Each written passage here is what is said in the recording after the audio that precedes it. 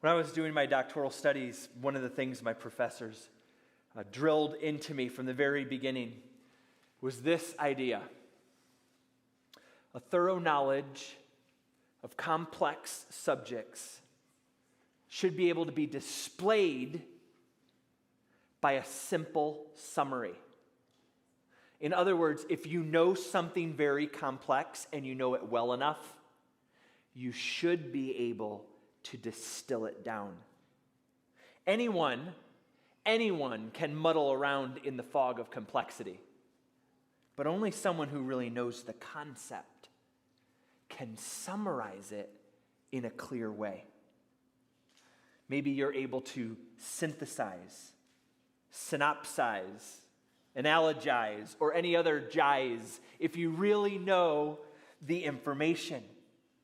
You're able to provide some sort of a model of what this is, or an illustration, or map out a simplistic framework for this difficult concept. And that's what my professors pushed me to do over and over again when I was struggling with these deep subjects or lengthy arguments. Whittle it down.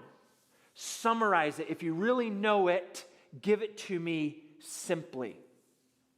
What I'd like to suggest is that that's not a novel practice. Actually, people have been trying to write abstracts, craft models, delineate summations for a very long time. Moses, do you know that's what Moses is doing right here? 3,500 years ago, here's this guy named Moses, and he's going to come up with a summary, a framework for all this stuff that he's been writing. Now, maybe some of you are like a member of my family who just asked me recently, like, are we almost through all these law codes in Deuteronomy? Now, some of you have been on this journey with us for months, and you're wondering the same thing. Are we almost through all of these law codes? And if that's your question this morning, the good answer is yes, we are. There's actually, in Deuteronomy chapter 26, it's the bookend of this long and lengthy legal code that Moses has been laying out for us. I want you to see the two bookends. There's kind of an echo here that tells us these are the margins of the legal code. Look back at Deuteronomy chapter 12 for just a second. No, we're not going to start back there. We've already covered that. But I just want to read this one verse. Deuteronomy chapter 12, verse 1. You're going to see the one bookend here, the start of this long legal code. Look what he says. These, Deuteronomy 12:1, these are the statutes and rules that you shall be careful to do in the land that the Lord, the God of your fathers, has given you to possess all the days that you live on the earth. These are the statutes and rules that you need to do. And then that's chapter 12, verse 1. And then for the next 14 chapters, he lays them all out. So look at chapter 26, verse 16. Here's the other bookend. This day, the Lord your God commands you to do these statutes and rules. You shall therefore be careful to do them with all your heart and with all your soul. Do you see that? Chapter 12, verse 1, here are the statutes and rules. 14 chapters of statutes and rules. Make sure you do these statutes and rules. Chapter 26, verse 16. Here's this whole block of lengthy, difficult, complicated legal code, deep stuff, hard stuff. And in chapter 26, what does Moses do for us? He distills it down. He gives us a summary. In other words, he gives us this framework for life. And if you want to know Moses' framework for life, it can be summarized in 3 simple words this morning. Grace, obedience, glory. 14 chapters of legal code. Let's summarize it down to a framework for life. Grace, obedience, and glory. That's what I'd like to show you from this text this morning. I think the first thing that Moses is communicating to his people, whittling down all of this legal code, he whittles it down to this. We need to start by celebrating God's grace. Celebrate God's grace. If you want a pattern for life, if you want a paradigm for how to live before the face of God, then you start by just celebrating his grace. Realize that all the good things in your life, and all the bad things that have been turned to good, all of those things come from God's gracious hand. There's something that's going on in my house right now. My older kids now are all on autopilot when it comes to going to school. So my high school students, they drive, they go to school. My college student, he does his own thing. I don't know where he's at. But I still have a 10-year-old in the house, little Lydia. And Lydia still needs a ride to school. And so I'll get her in the car, and this is kind of our pattern for this semester. I'll say, Lydia, give me 2 things you're grateful for. And she'll think, I'm grateful that we have a science project today. And she'll tell me about something in school, which I love to hear. She'll tell me something. Why are you grateful for that? Well, because it means that we don't have to do homework. She'll tell me something that she really likes, Something funny. It gives you a smile. But why are we doing that? And then I'll share a couple things while we're driving to school. Why do we do that? I wanted her to do that because I wanted to help her and I wanted to help me orient our hearts at the very start of the day towards God's goodness. There's something good. There's something to be grateful for. We can express gratitude to a gracious God. We want to orient our hearts that way. Listen, our hearts have a natural decline, don't they? We find it much easier to whine, gripe, and complain. And if you doubt me, just open your social media feed and don't do it now, but start scrolling. Whining, complaining, griping. You scroll a long time before you come across something good. Why? Because our hearts are naturally bent this way. But what God wants us to do for a framework for life is He really wants us to celebrate His grace. He wants our hearts to be oriented towards Him. Why? Because every good gift and every perfect gift comes from above. If there's anything good in your life, it's from Him. If there's anything that was bad that's turned to good, that's a result of His grace. So celebrate that. That's what these Israelites were supposed to do. You can almost hear the elderly voice of Moses. Remember, by the time we get to the end of Deuteronomy, he's going to die. So we're only a few chapters away. You have the elderly voice of Moses in this text. In verse number 1, notice the verse. He says, when you come into the land that the Lord your God is giving you for an inheritance, and have taken possession of it and live in it. Now just stop for a second. I just want you to remember who these people were. 400 years they were slaves in Egypt. 40 years they wandered in a wilderness like nomads. And finally they crossed the Jordan River and they receive an inheritance. They're in the land of promise. They're in a place that's described as a land flowing with milk and honey. And Moses says this, when you get into the land that the Lord your God has given you for an inheritance and you have taken possession of it and you live in it, and it's almost like there's a pause. And we should pause. Like when you're experiencing some measure of God's goodness in your life, whatever that is, you should pause. And you should give thanks for God's grace. Like so often we're like, oh, this is great, and we move on to the next thing. Stop. Say, this is great. Thank you, Lord. Revel in God's grace. Celebrate it. And maybe you're here this morning, you're wondering, like, how do I do that? How do I celebrate God's grace? Well, I think he tells us a few ways in this text. He says, if you want to celebrate God's grace, then number one, acknowledge his generosity. Like, acknowledge that these good things have come from his hand. You will never celebrate God's grace while you're taking credit for the good stuff in your life. God's grace will never hit the scale as long as you're sticking out your chest saying, look what I've done. The whole time you're taking credit for goodness, God's grace has no airtime. So if you really want to celebrate God's grace, then start by acknowledging his generosity in your life.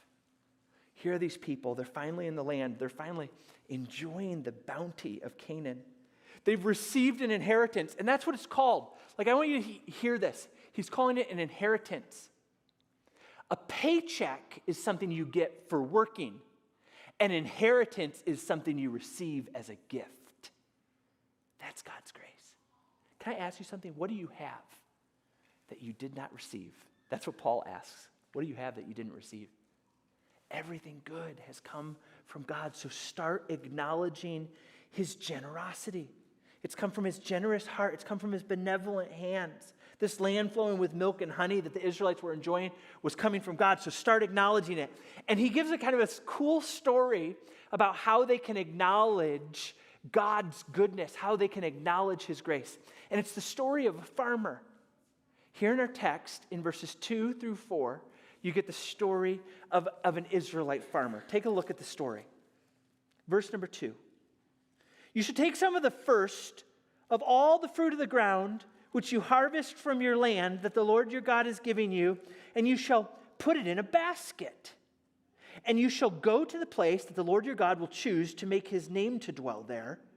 And you shall go to the priest who's in office at that time and say to him, I declare today to the Lord your God that I have come into the land that the Lord swore to our fathers to give us. Then the priest shall take the basket from your hand and set it down before the altar of the Lord your God. He tells this story, like if you're going to acknowledge God's generosity, maybe do it something like this. And he tells this story about an Israelite farmer.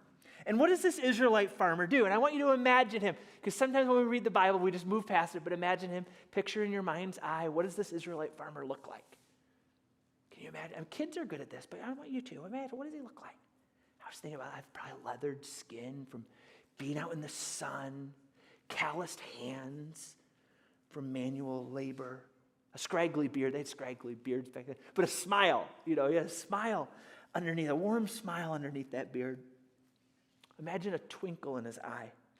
And I say that because he's joyful in this text. He's not begrudging, he's joyful. He's got a twinkle in his eye, perhaps, a basket in his hands. And what's in the basket?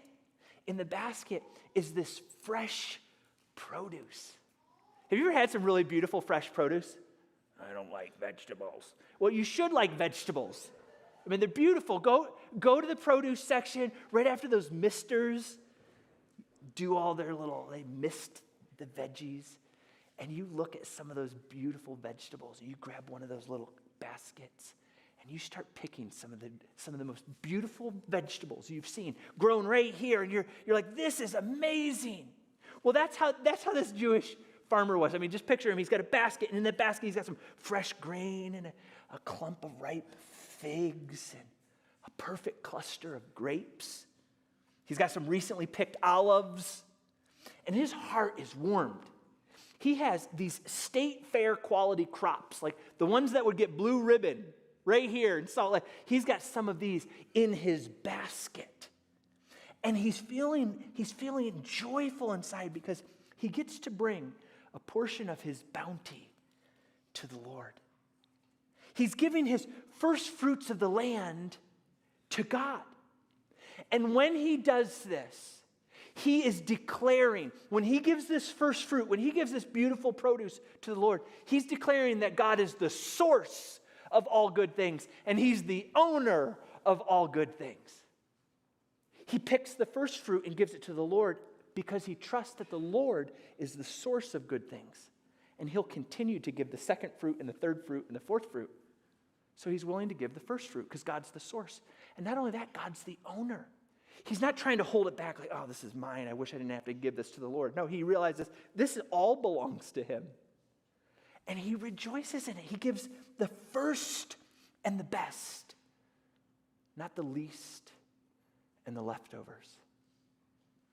We have 5 fruit trees at our house. We live right here, right downtown, but these 5 fruit trees were planted by my father-in-law, Pops. We've got a peach tree and a pear tree, an apple tree, a plum tree, and a cherry tree. And they all bear fruit. And sometimes the fruit comes in like all at once, ripens, and we can't keep up with it. And so Pops has probably called some of you, like, would you come over and get some of these cherries, or would you pick some of these peaches? And recently, I mean, we couldn't keep up with the peaches. They were falling to the ground. I'm out there weed whacking through peaches, and they're like spraying me, and I'm like, lick my face, and keep going. Right? I mean, so all this is going on. I mean, imagine the end of the season. And here are these leftovers. Worms have gotten in them. The birds have pecked them. They're fallen to the ground and they're half rotten. And we go and collect a few. I think I'll give these to God. He doesn't eat them anyways. And we give him all of our leftovers. All the stuff that would be normally mowed right over or thrown into a trash can. he gets the little that's left. And I want to tell you that's not the picture of this right here. Here is this Jewish farmer who's overwhelmed by God's grace. And the way that he celebrates it is he just acknowledges God's generosity by giving back. And he gives back of the first and the best. And I want to tell you, you might be tempted to say, well, that's an Old Testament thing, and those Jews did that, and that was awesome. And I want to tell you something. Do you realize that the first Christians did that? The first Christians went back to this passage as their model for giving. Do you know that? They recovered in 1875 in the city of Constantinople. They recovered an early Christian document dated to the first century. It's not the Bible. It's just an early document that Christians wrote about how they worship. It's called the Didache. And in that document, this is what it says. There's an interesting little portion. If thou art making a batch of bread, take the first fruit and give it according to the commandment. In like manner, when thou openest a jar of wine or oil, take the first fruit and give it to the teachers. And of money and raiment and any other possession, take the first fruit, as may seem good to thee, and give it according to the commandment. I wonder what commandment they were talking about. This one right here. What were early Christians doing? They were just following this model of giving their first and their best. And by doing that, acknowledging that God is both the source and the owner of all things. Here's this Jewish farmer. And notice what he does in verse number 3. He brings his gift and he says this, I declare today to the Lord your God that have come into the land that the Lord swore to our fathers to give us. And it's almost as if he's saying, I have so much and it's all come from God and I have to give thanks.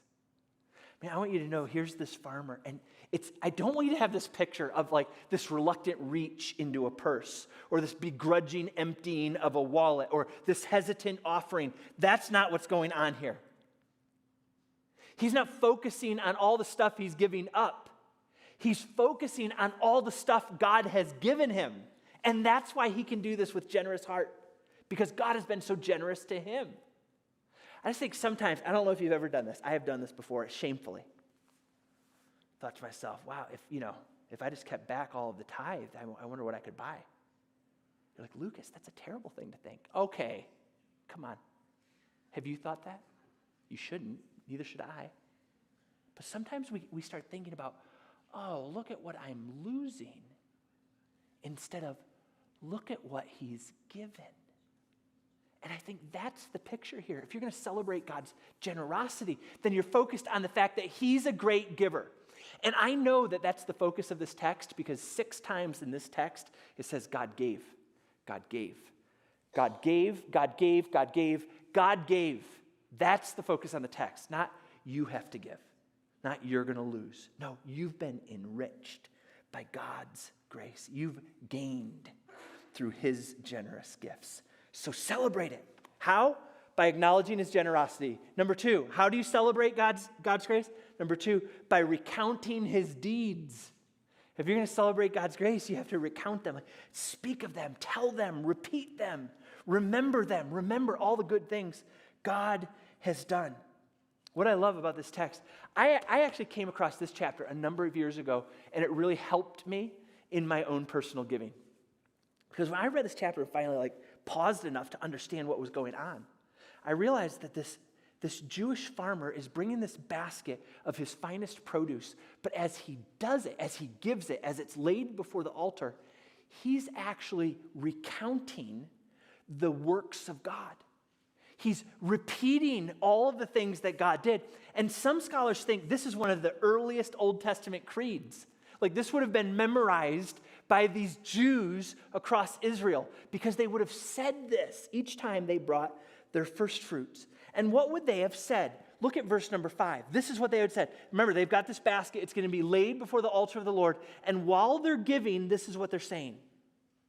A wandering Aramaean was my father, and he went down into Egypt and sojourned there, few in number. But there he became a nation, great, mighty, and populous.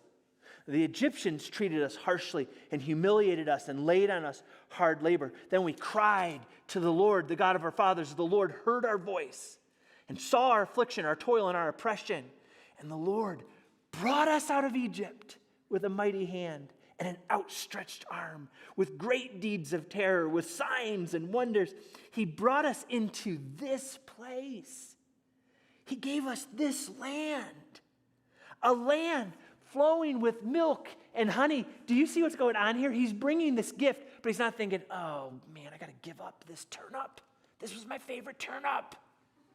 He's not thinking that at all. Do you know what he's doing? He's bringing this gift and he's saying, God has done amazing things for us. We were few in number. We were nothing but slaves. We were oppressed and beaten. And God, by his strong arm and his redemptive hand, brought us out. And look what he gave us. He gave us this land flowing with milk and honey. That's what's happening. And as this Jewish farmer recounts the deeds of God, it's like his heart is warmed just to celebrate God's goodness. My friends, if God is truly generous, then we can give him the first fruits, because he's going to give us the second and the third and the fourth. If God is truly generous, then we don't need to hoard stuff. My friends, what's going on in this text is here's a Jewish farmer, and he's looking at this basket, and he sees God's role in nature. God has really blessed things. But as he hands it over, he recounts God's role in history. It's not just about this basket. It's about all the things God has done to bring me to this place. I think sometimes we get caught up like, I don't know if I can give this much out of my present blessing. Stop. Any present blessing you have in your life is the result of a long series of God's goodness in your life. So recount that. It's not just about the basket. It's about God's big story. God has been faithful all through this. He's had a role in the story of redemption. He's done a great work among these people, so recount it and recite it. I mean, what this caused me to do is, listen, I can't just drop something in that box in the back, and I can't stick a check in the plate, and I can't just click in the online giving. I actually have to stop and think about the good things God has done. Like, I want to push you people a little bit further. What I mean by that is there's some great givers, there's some sacrificial givers, some regular givers, but I want to change how you do that. I want to encourage you to join me. Instead of just clicking, or instead of just giving, or instead of just writing a check, instead of just doing that, recite the good things God has done while you do it. Think about his favor on your life. Think about where he's brought you from. Some of us have stories, right, in our life. Wow, he's really rescued me. He's really changed me. Look at the family he's given me. I have a job and a home, and God has done amazing things. Just think about those things. Recite those things. Recall those things in your mind while you give. It will warm your heart. It will cause you to celebrate God's grace. Celebrate God's grace by acknowledging his generosity, recounting his deeds. Number 3, celebrate God's grace by worshiping before him. I just think if we do this, like if we acknowledge his generosity and we recount his deeds, what's going to happen is the natural overflow of all that is just going to be worship. I mean, you're not just going to give, you're actually going to worship. I think if all you do is give, I feel sad for you. Like, I pity you. Because that can feel like a loss. But if you're focused on God's generosity as you give, you will worship. You will worship. That's what it says in this text. Look at verse number 10. In verse number 10, second half of the verse, you shall set the basket down before the Lord your God and worship before the Lord your God. Now, I want to suggest to you that the worship that was going on there at the place where God chose to put his name, the tabernacle, the worship that was going on there was not something that these Jewish farmers just whipped up. Like, oh, man, okay, yeah. We're at the tabernacle, now I have to, put on my worship hat. Oh, now I worship. Oh, we're at the tabernacle. I hope that those singers, I hope that they sing a good song so that I can get my worship on. Oh, I hope John really picks a good one today. If he picks a good song, then I'm going to put my hand up. Yes, now I'm worshiping. No, wait. That's not actually how it happened. I want to suggest to you that the worship that took place right there at the altar was an overflow of worship that had been taking place long before that. Now, you don't get to read about it in this text, but there are historical records from the Second Temple era about how Jewish farmers obeyed Deuteronomy 26. Do you know what these historical records tell us? This is how they obeyed them. First, you come to understand that the ripening of the harvest didn't happen at the same time in every region for every crop in Israel. Just like in the United States, I mean, think about it. Some of our crops ripen in this part of the U.S. ahead of some of the crops that ripen in another part, right? So you have to realize that what was going on here with the first fruits offering is there would be a flow of people coming at different times. But usually in a particular region, things ripened at the same time. So think like down to Florida, you're down in Florida, okay, the oranges in this particular region of Florida are ripening at the same time. So those farmers all make their journey at around the same time. And they would go in clumps, gaggles, herds, flocks of people, these farmers. They would do it together. And they would form almost like a parade. You can imagine this from these little towns and villages in Israel. Imagine a parade of farmers, pitchforks, and I don't know what it looked like, but you got this parade of farmers, and this is what the record from the Second Temple says. They gathered together in this processional, and at the front of the processional was a flute player.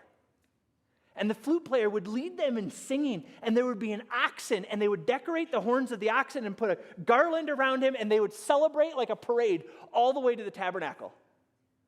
All the way to the temple later on. I mean, I thought this was kind of cool. What's going on there is it's not like they arrive at the tabernacle or later at the temple, and then they put on their worship hat.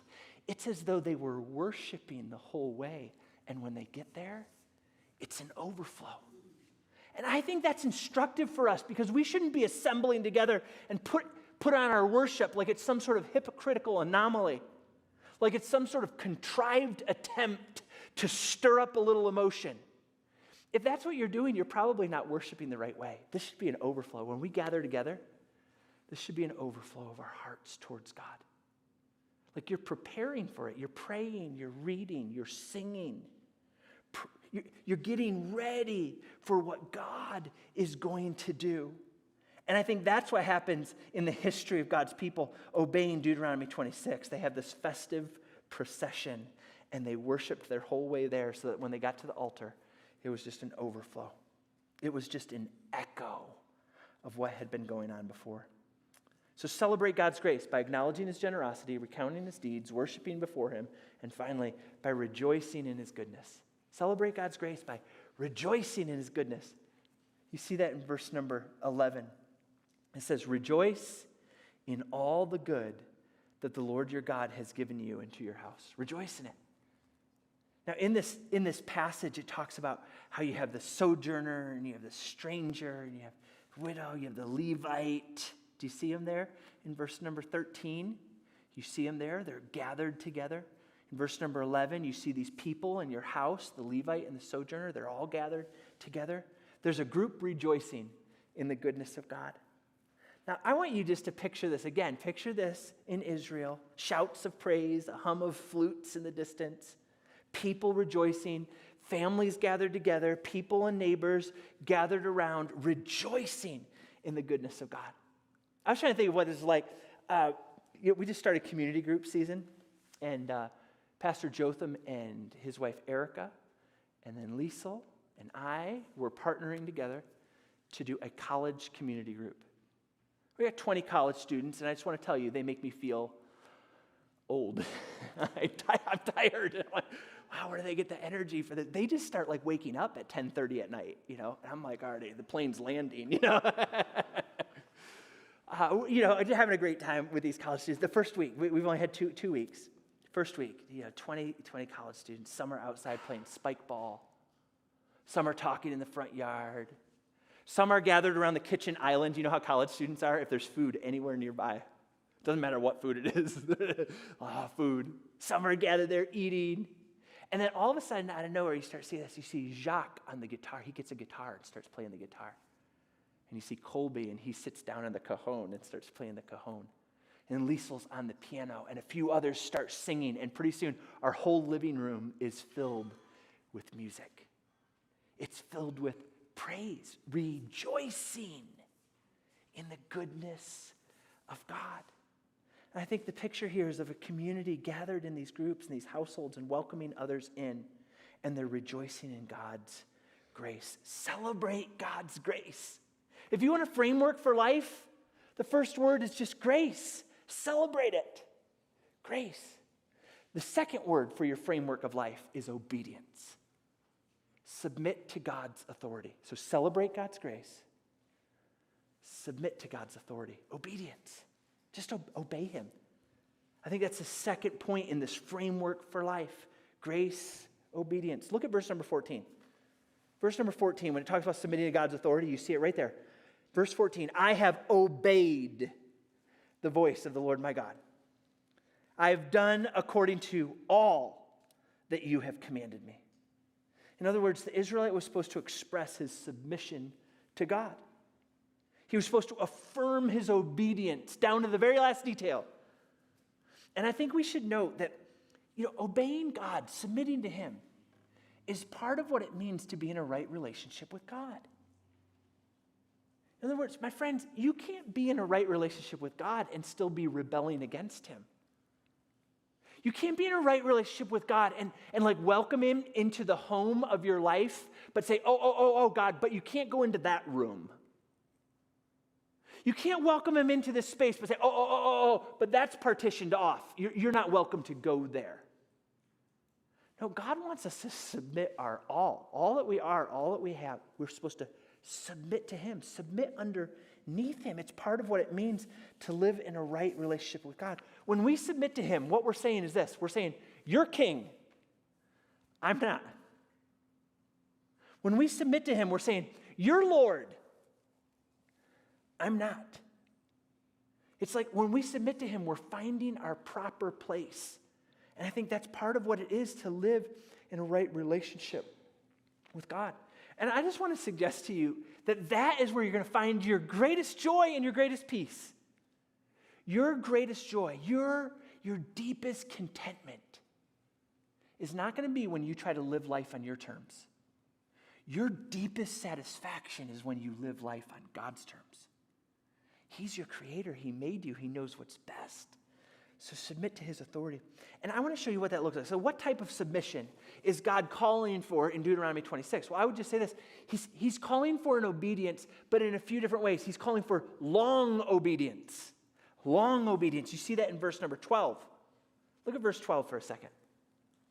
When you finish paying all the tithe of your produce in the third year, just underline that in your mind, the third year, which is the year of tithing, giving it to the Levite, the sojourner, the fatherless, and the widow, so that they may eat within your towns and be filled. And he goes on. What I want you to focus in on there is this is like a 3-year long obedience in the third year. Like when you've been obeying me concerning the tithes and you get to the third year. And I just stopped at that one for a second. I thought about it. I'm like, wow. I wonder if we could say in our lives, like, Lord, I've obeyed your voice, and I've done according to all that you've commanded me for 3 years. I just thought about that for a second. I'm like, oh man, okay, maybe there's one area. Can I think of one area? Like, I think I'm obeying God right now. 3 years. Like, I just want to suggest to you that God doesn't want like intermittent, momentary, once in a while, if you get around to it, if it's convenient, if you've slept enough and done enough, if you've had your own. No, he wants like long obedience over the long haul. And I think this is a fascinating passage because he's looking at these people and they would have to confess. So they're bringing their offering. They confess that they've obeyed the Lord for 3 years concerning this matter. They've done all that he commanded them. They've obeyed his voice. I don't know about you, but when it comes to my obedience is more like my dieting. It's on again and off again. I don't know about you, but my obedience is more like gym memberships. You start with good intentions, and then you just keep paying every month, and you don't go. I don't know about you, but I really want long obedience. I want to obey the Lord over the long haul. I want to have endurance and faithfulness when it comes to the Lord. He has been so gracious to us. He's been so good to us. He's been good for longer than 3 years, hasn't he?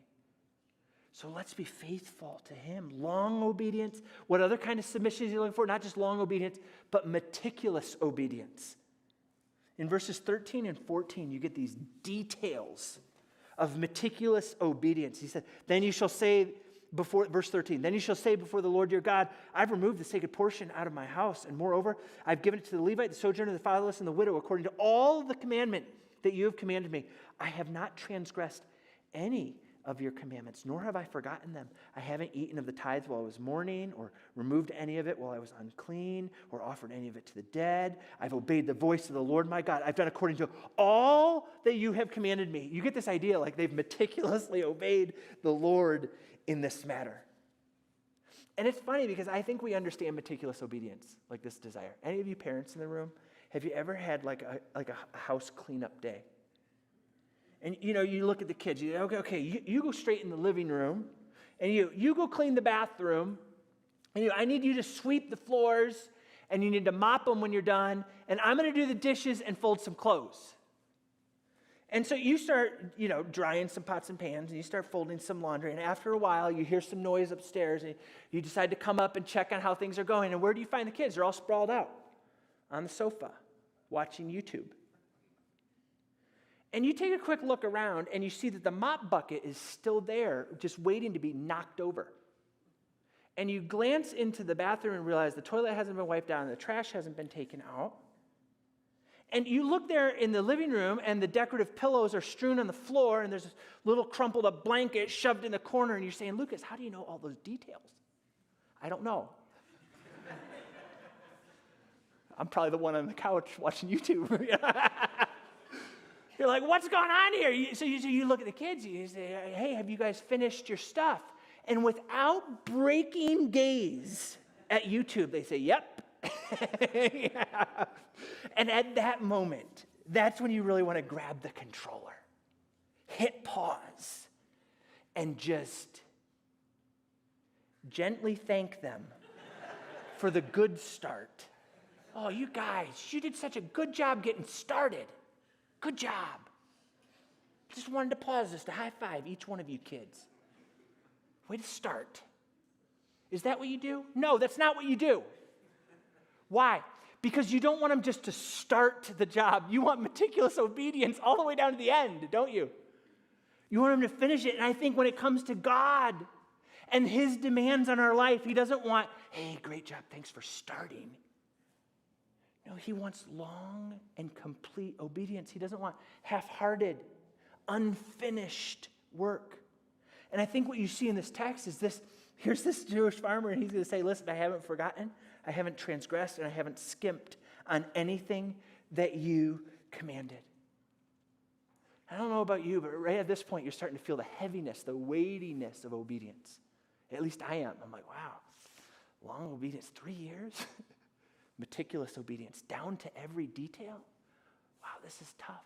I don't want you to have this idea that God is somehow this oppressive taskmaster that is incessantly pounding his people. Obey, obey, obey. That's not the picture I want you to have. I don't want you to have this picture of God with this unending compulsion. Like he grabs the arm of this Jewish farmer and he twists it behind the farmer's back and he lifts it up into a chicken wing and he says, now you will obey. And the farmer says, okay, I'll obey. That's not the picture of how God works with us. He doesn't play a game of divine mercy. Do you remember that when you did that with your brother? You twist his hand back all the way like this until he said, now say Lukas is the best. Say it. Lukas is the best. I know. And you just keep twisting. God doesn't do that to us to get us to obey. Yes, it's long obedience. Yes, it's meticulous obedience. But I want you to see in this passage, it's actually relational obedience. It's relational. It's in the context of covenant relationship. It's in the context of a friendship. It's in the context of love. That's where this comes. God has blessed his people, and they respond with submission. Can I just ask you something? Have you ever had a supervisor who was a fantastic supervisor? I had she's retired, but she was an amazing supervisor.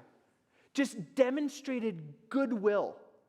She wanted to help you advance in your job. I mean, she wanted to give you all the opportunities you could have. She wanted to make sure you had a work-life balance. She wanted to make sure you're doing okay. She was a fantastic supervisor. And when you have a great supervisor, don't you know this to be true? It's easy to work for them.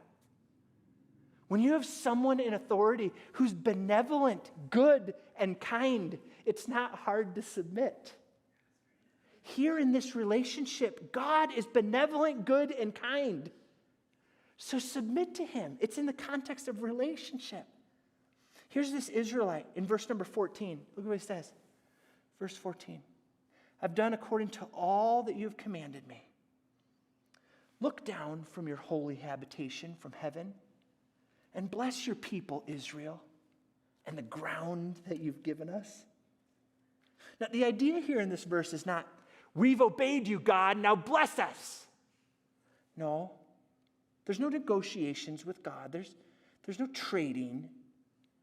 There's no divine vending machine in heaven in which you put in coins of obedience and God will give you candy bar blessings. No, that's not the point of this right here. The point of this is here's this Jewish farmer. He's saying, God, you've been gracious to us. Would you let your grace continue to flow?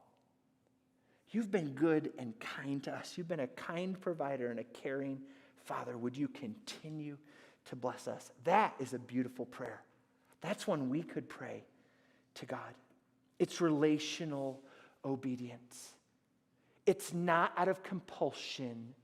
It's actually out of love. Do you know that you can obey God out of love? You can obey God out of love. Jesus said so.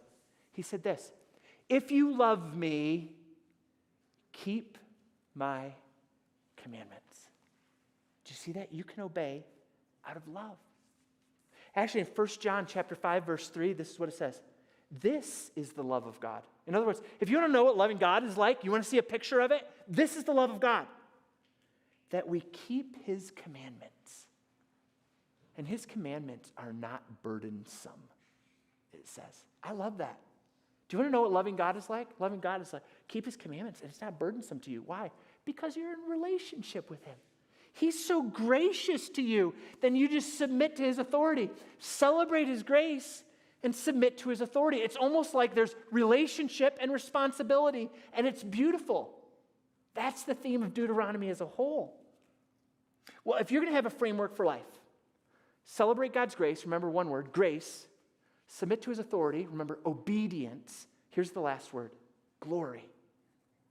Celebrate God's grace, submit to his authority, communicate God's glory. That's the last point in this framework for life.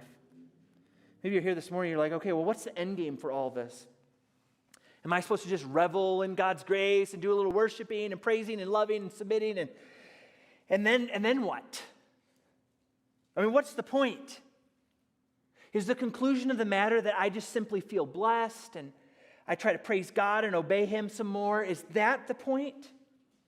Is the object of all of this that God blesses his people, he pours out his grace, and then we're done? No, my friends. God pours out his grace so that we can channel it to others. God guides and directs our lives into obedience. Why? So that we'll be set apart and draw others to him. Don't you see there's a purpose behind all that he's doing? There's a purpose behind his grace. There's a purpose for his instruction to submit and obey. There's a purpose for all this. And what is the purpose? That he would be glorified. The purpose is that his name would be exalted and his fame would spread among the nations. Do you realize that when you obey God, it's going to cause people to ask questions? I mean, that's part of this whole framework. Like, God wants you to obey him. Yeah. He wants you to obey him because when you obey God, actually people are going to start asking questions. When you're careful to do what God says, look in verse number 16. This day, the Lord your God commands you to do these statutes and rules. You shall therefore be careful to do them with all your heart and with all your soul. When you start obeying God with all your heart and all your soul, people are going to ask questions about that. And I know that to be true because in Deuteronomy chapter 4, it says this. Deuteronomy 4, verse 5. See, I've taught you these statutes and rules as the Lord my God commanded me, that you should do them in the land that you're entering in to take possession of it. Keep them and do them, for they will be your wisdom and your understanding in the sight of the peoples, who, when they see and hear all these statutes, they will say, surely this is a great nation, a wise and understanding people. For what great nation is there that has a God so near to it as the Lord our God is to us whenever we call upon him? And what nation is there that has statutes and rules so righteous as all of this law that I set before you today? In other words, Moses is saying this: when you obey God's laws, when you seek to submit to him with all your heart and all your soul, people are going to be like, wow, that's a wise way of living. Tell me more about that. And suddenly you have an opportunity to give God glory. Do you see that? I mean, when parents obey the Lord with all their heart and all their soul, do you know what happens? Kids start asking questions. When supervisors begin to obey the Lord with all their heart and all their soul, then their employees begin to ask questions. When students obey the Lord with all their heart and all their soul, other students begin to ask questions because obedience arouses questions. But not only that, blessings provoke wonder. Like, what's the point of all this? It's so that people will ask questions and you'll glorify God. It's so that people will see that you're blessed and they'll wonder about it, so that you can glorify God. Now, I want you to hear this. Hear this very carefully. Anybody who knows us, anybody who knows us all the way down inside, anyone who really knows us, knows that we're not blessed because of our goodness or our greatness. Anyone who really knows us knows that's the case. If there's something good in your life, if you're blessed in some way, anyone who really knows you knows it's not because you're such a worthy person. And listen, they know you. Just ask your spouse, ask your closest friend, ask your mom and dad. They know you. Any of those blessings are not because of your worth. It's because of God's favor. And I think when people submit to God and they revel in his grace and they are blessed, people who really know us are going to wonder about that.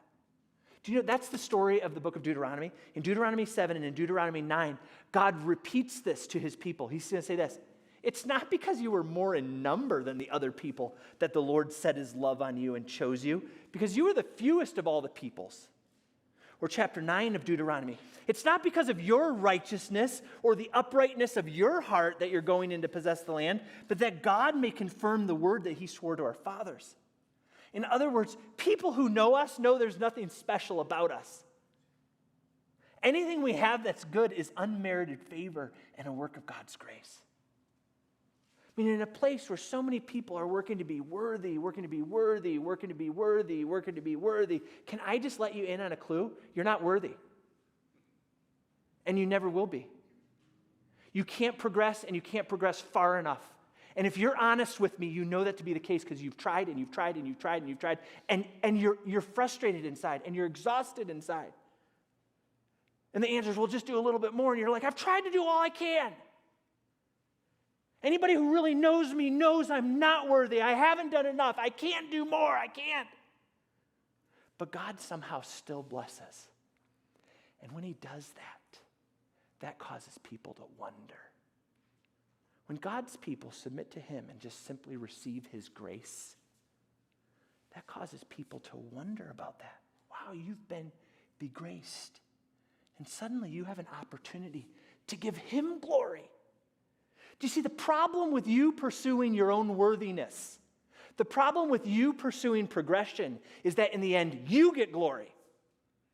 And I want to tell you something. God didn't create you for your glory. He created you for his glory. Isaiah 43:7, whom I have created for my glory. I have formed him. I have made him, says the Lord. So all of these efforts, don't you see how that's so contra-biblical? God doesn't want you to advance, achieve, become worthy, progress so that you get glory in the end. No. He actually wants you to be honest about who you are, receive his grace, and give him glory. That's the point. Obedience is going to cause people to ask questions. Blessings is going to cause people to wonder. And holiness is going to point to God's greatness. Here in this text, it's interesting. The text closes with this verse about how Israel is set apart to be a holy people. Would you look at verse number 19 as we close? It says this.